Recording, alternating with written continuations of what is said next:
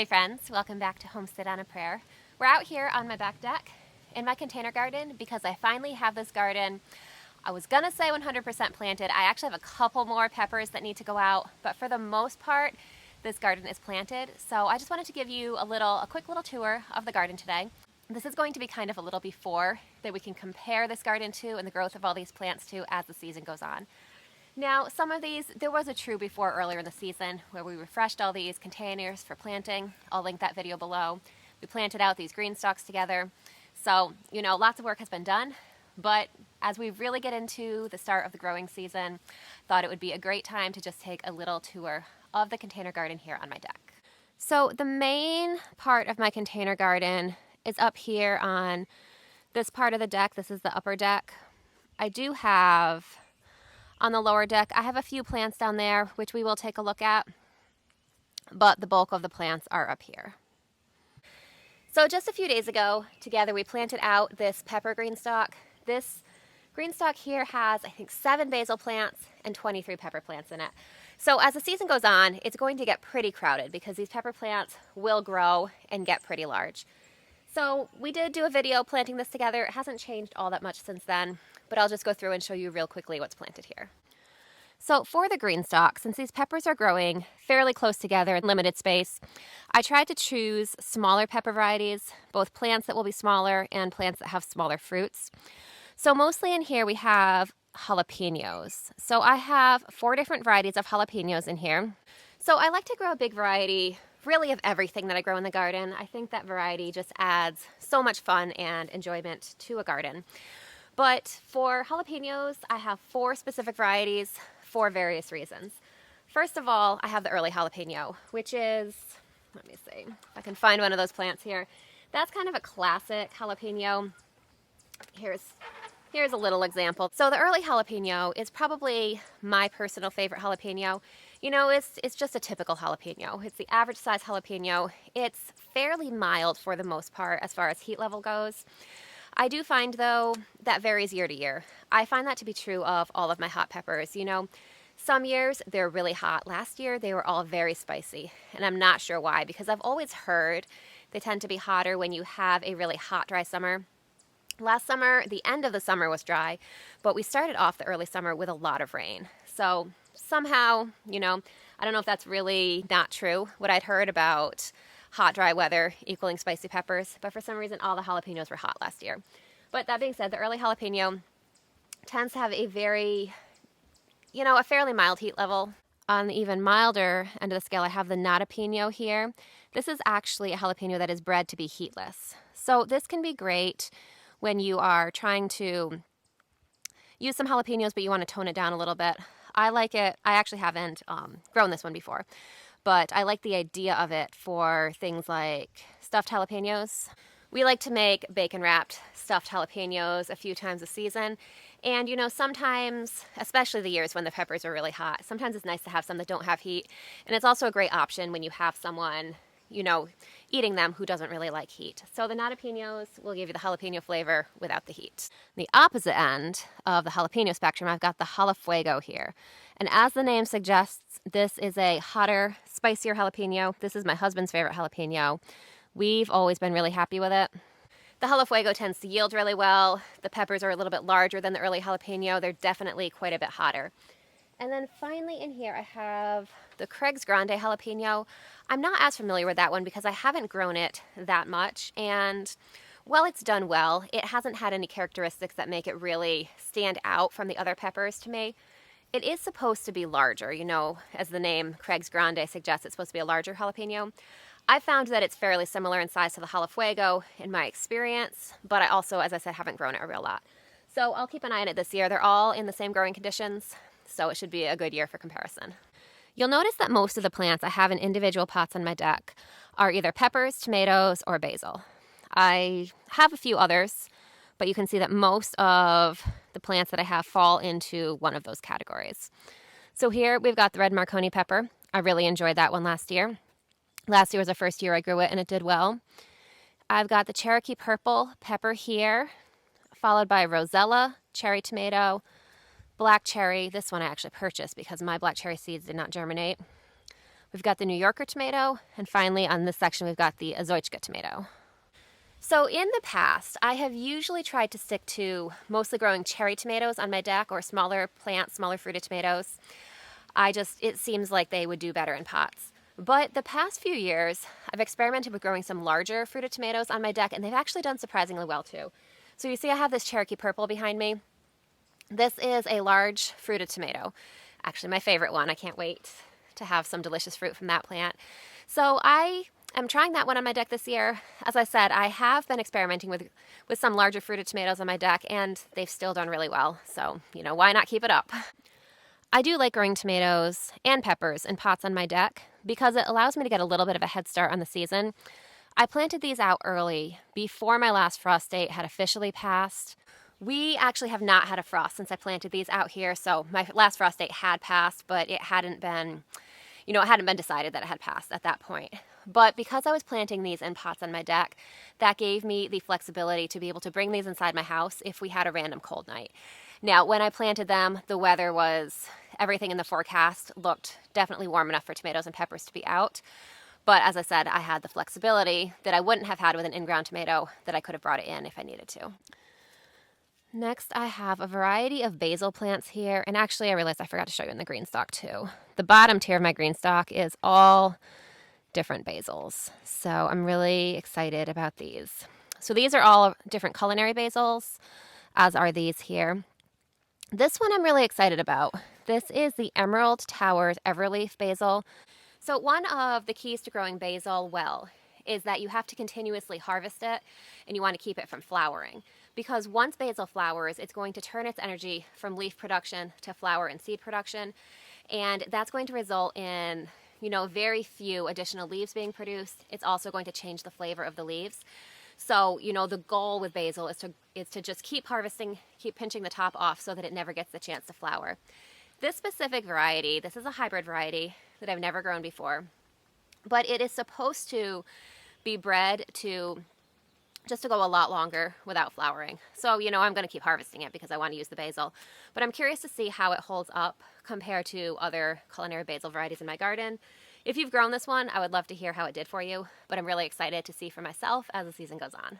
I've got a lemon basil here, which smells amazing. A little petunia. I do like to mix a little bit of beauty in with the practical plants in my garden. You can see some of these little seedlings in here are weeds, but I like to plant a variety of plants in along the edges with my tomatoes. You can see I've got nasturtiums, marigolds, actually a couple lettuce seedlings here.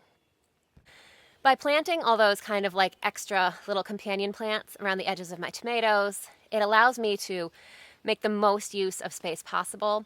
I also like that it keeps the soil a little more covered. I think that it prevents, or it helps slow down the soil. It helps slow down the water evaporation from the soil, which I think is just beneficial for the plant. And especially for tomatoes, having more of that soil covered prevents soil splashing back up onto the leaves of the plant during heavy rain, and soil-borne illness is really common with tomatoes. So preventing that from splashing onto your plants as much as possible is a great thing to do.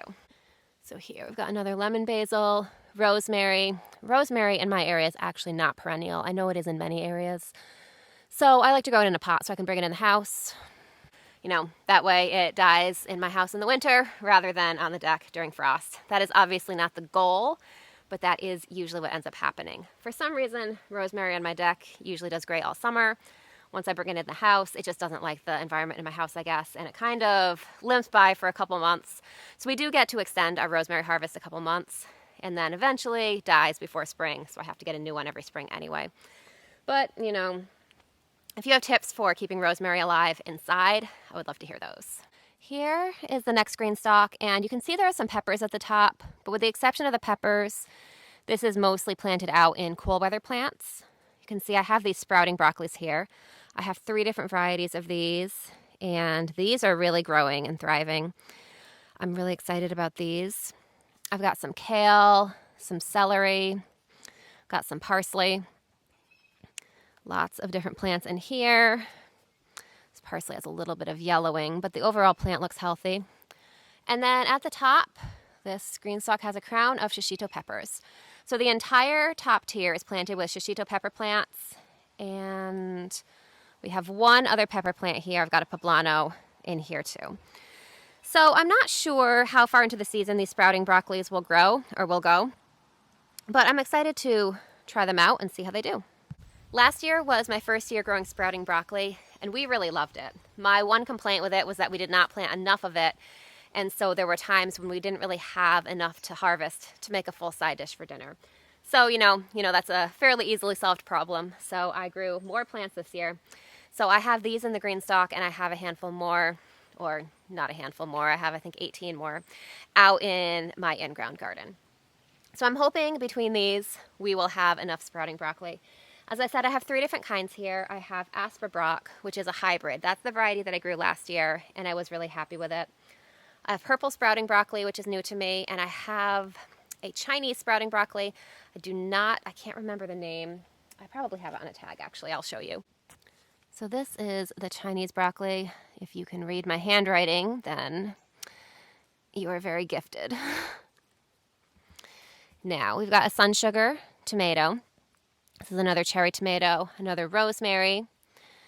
Got a chocolate corno de toro pepper. This one, I think I did not harden this one off as thoroughly as some of the others. I think that's the reason for this little bit of sun scald here. But it should perk up and be back to itself in no time. Some more basils here. This is a lettuce leaf basil. You can see it has these really large leaves here. These two are holy basil. So I think I have about half a dozen culinary varieties of basil on my deck. In addition to that, I have a couple holy basil plants as well. Now, holy basil, I think you can use it for cooking. I like to use it for herbal medicine. I like to use it for tea. It's a great adaptogen herb. It really helps your body to be able to cope with stress, and it just tastes delicious and just makes a really good tea. So as you can see, these little guys are tiny right now, but by summer they should be big and beautiful. Here's a couple more large fruited tomatoes. We've got a pineapple tomato here with a little basil friend and some lettuce friends, and another little basil. This is a Cindy's West Virginia tomato, which is one of my favorite heirlooms. It's got some little friends as well. And then we've got a variety of peppers. This one is Lesia orange, which I'm really excited about. I've grown the red variety of Lesia peppers the past couple years, and it's really delicious. It's probably, as far as flavor, my favorite of the sweet peppers that I grow. And I love orange peppers. So when I heard that there was an orange variety, I think a couple of you actually mentioned that in comments on some of my videos, and Baker Creek this year started carrying the orange variety. So I definitely had to give that one a try, and I'm really excited to try the first peppers from that plant. So here I've got a Berry's Crazy Cherry tomato, which I love the leaves of this one. This one just looks different from all the other tomatoes to me. They're more finely cut or something. This tends to yield really well, so I'm really excited. It's just huge clusters of these pale yellow tomato fruits, so I'm really excited for those. Got some sweet basil here, and here we've got a golden Marconi pepper. This is my first year growing the golden Marconi pepper. I did grow the red Marconi pepper last year for the first time. I really liked it. And I have grown the yellow corno de toro pepper, which I really liked, but I couldn't get seeds for that one this year for some reason. So I decided to try the golden Marconi as kind of a substitute. So I'm excited just to see how that one is. And then finally over here, we've got the Sun Gold, which is my favorite cherry tomato and is actually blooming. Pretty much every year, this is my first tomato to yield. So I'm really excited about that. And we've got some red Reuben basil here. These are plants that are going out. These aren't staying on the deck. They're just here right now. So let's go over here. Here I've got the yellow monster bell pepper. This is my first year growing this pepper. I've heard great things about it, but as I said, no experience with it. And this is the giant Marconi, and this pepper in the back is also a giant Marconi. The giant Marconi pepper is new to me this year, but it has come very highly recommended by many of you. I had countless comments recommending that pepper to me, so, of course I had to give it a try. So I'll be growing that one this year. I think I have 3 plants of it, and I'm really excited to see how they do. So hopefully it lives up to all the hype. I did, as I said, really enjoy the red Marconi that I grew last year. The giant Marconi is a hybrid, which basically means that it's not open pollinated. It's a cross between a couple different varieties, which means in theory that if I save seeds from it, I wouldn't really know what I was getting. But I have had a comment from at least one of you saying that you save the the giant Marconi seeds and get a very similar pepper. So I'm going to try saving seeds from that this year, and I will let you know how that does. So we have 2 Sun Gold cherry tomatoes and 1 red Centiflor. These are both delicious varieties. And we've got a little basil companion. And, you know, just for fun, I stuck a cosmos in the middle, so we'll see how that does. Here I have blue spice basil. This is my first time growing this basil. It looks kind of similar to holy basil to me, but it smells amazing, so I'm excited for that to do well. Now you can see that this one is actually starting to flower here, so I need to go ahead and pinch this off. I'll probably pinch that off a little later and use some of that in dinner tonight, because we want to make sure that it doesn't flower. When I pinch it off, I will go to, so let's see, I'll probably pinch it to down here. And you can see we want to go between these 2 large leaves here. You can see how these tiny leaves are trying to grow off of it. If I pinch this here, these little leaves will take over and send out new shoots, leading to a bushier plant, and I'm going to be stopping it from flowering. So overall, that's a win-win. Here we have another of the emerald everleaf basil that we were talking about. You can see. See, this is one that I harvested a couple days ago, and you can see how the little leaves in the corners are starting to turn into their own shoots now. And then here we have an orange Corno de Toro pepper. Very lovely. So here I have a little bit of an experiment. This is my onion green stalk. So I have a leaf green stalk here that has 7 tiers, and I have it all completely planted with onions. So if you have been following with my channel for a while, you know I am not an accomplished onion grower. There are many plants that I can grow well, and onions are not one of them, at least not so far. So I decided this year I would try growing them in this green stalk and see what happens. So I planted out each of these pockets with 1 onion, and right now they still look pretty puny, but it's been pretty cold. It's been kind of cloudy and rainy. So I'm hoping as the season goes on, these will catch up, and hopefully I'll be able to harvest my first ever respectable onions. We'll see what happens. All right, we're gonna head down to the lower deck, and I'll show you the plants I have down here. This deck is not maintained as well, and these peppers here have really just gotten into their pots over the last few days. I can see they're still struggling a little bit to settle in, but after they've been in these pots a couple days, I am guessing that they're gonna perk right back up. So here we have another yellow monster, yellow bell pepper. Have a red Marconi, another orange Lesia. This is my 3rd giant Marconi. A diamond bell pepper, which I have a couple of these. There's another one over here.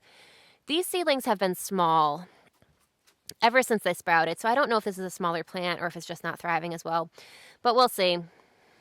Historically, I have not had great success with bell peppers, which is why, that's the main reason why I grow so many other kinds of sweet peppers like the Marconi and the Corno de Toro. I find that those generally yield much better for me.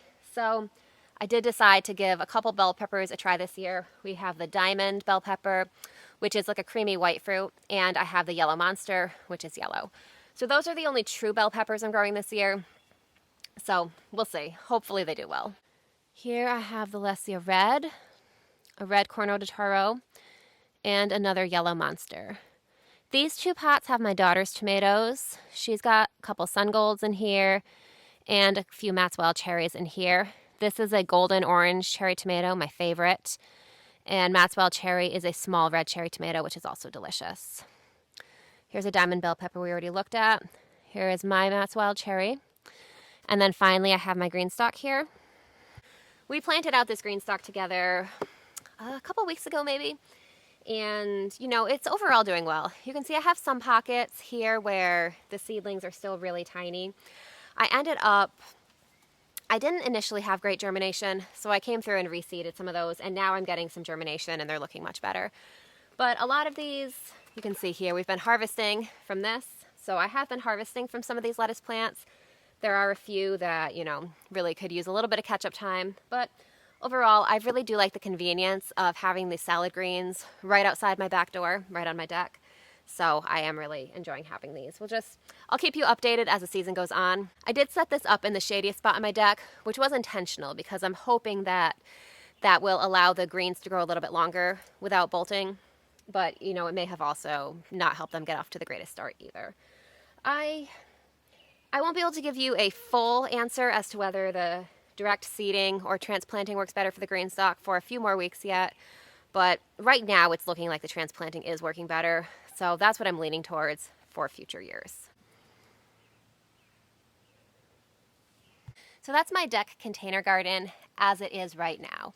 Over the next few weeks, I'm guessing we're going to see a lot of growth. Now, actually, we are getting an unexpectedly cold day tomorrow, an unexpectedly cold night tomorrow night. So it's not going to be anywhere close to freezing. My plants will not die, but it might make them suffer a little bit. So I'm probably actually, a lot of these pots on the deck, at least the peppers, the tomatoes will be fine.